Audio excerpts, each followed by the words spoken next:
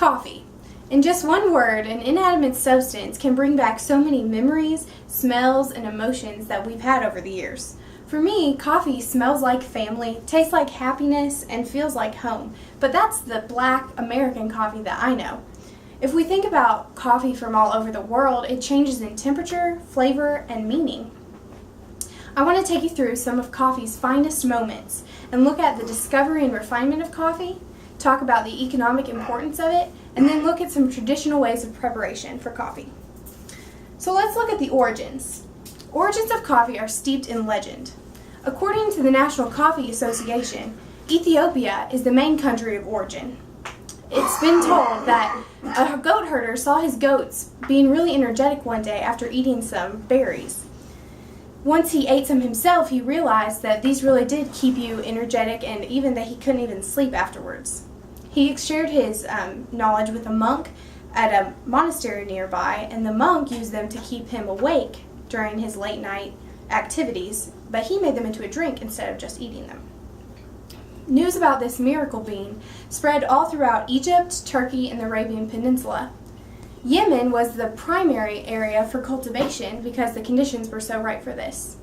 Istanbul coffee houses grew in popularity as they became known as schools of the wise. They were called this because not only did people gather together to drink coffee, they would also do things like play chess and talk about philosophy and other intellectual activities.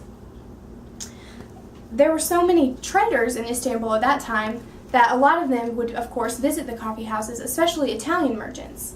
And these Italian merchants took what they learned about coffee back home with them and spread it through the rest of Europe. In Italy, specifically, they first sold it on the street, and then they ended up creating coffee houses where a lot of students and artists would gather.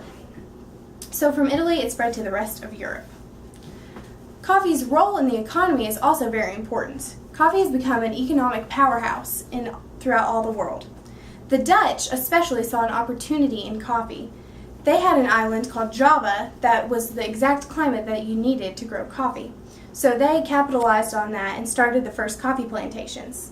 Soon France, Portugal, and Brazil and the British also saw that they could make a lot of money on this, so they started coffee plantations in South, Central, and North America. Brazil decided that coffee was going to be its future. It used some questionable methods to get its first coffee seedlings, but pretty soon they had a booming business. Even today, the economic foundation for coffee is still there. According to the Business Insider, after crude oil, coffee is the number 2 most sought after commodity in the world. Now let's take a look at some of the traditions in the founding countries we talked about. Traditional preparation is very specific and important to each culture. We need to look beyond our own American understanding of regular coffee with either cream or sugar as an addition.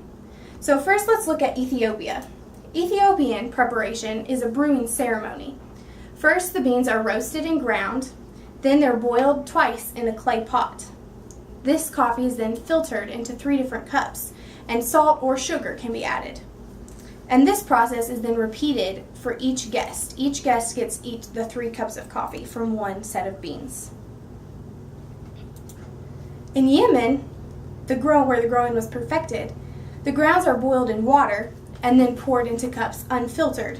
Cardamom is one of the additions that they like to add. In Italy, the European platform for coffee, espresso is made with pure water. Then you would add milk and put some cocoa powder on top. Those are just 3 ways that you can make coffee. Other cultures like to add eggs, honey, lemon, or anything else that you would want to put a cultural spin on the drink of coffee. Talking about this rich history, we've only just scratched the surface of coffee. Next time you smell coffee, I hope you extend your thoughts beyond just your personal experience. Maybe you can imagine yourself in an Istanbul coffee house, or think about the British plantations or the first Brazilian coffee plants. If we think about the origins, the economic importance, and the traditions of coffee, we are encouraged to appreciate diverse culture. I hope I've inspired you to research this topic. Maybe you could try a new coffee, whether you wanted to try the traditional Ethiopian method or the Yemen method that we learned about, or even the Italian, which is probably more popular in America. Who knew coffee could be so diverse?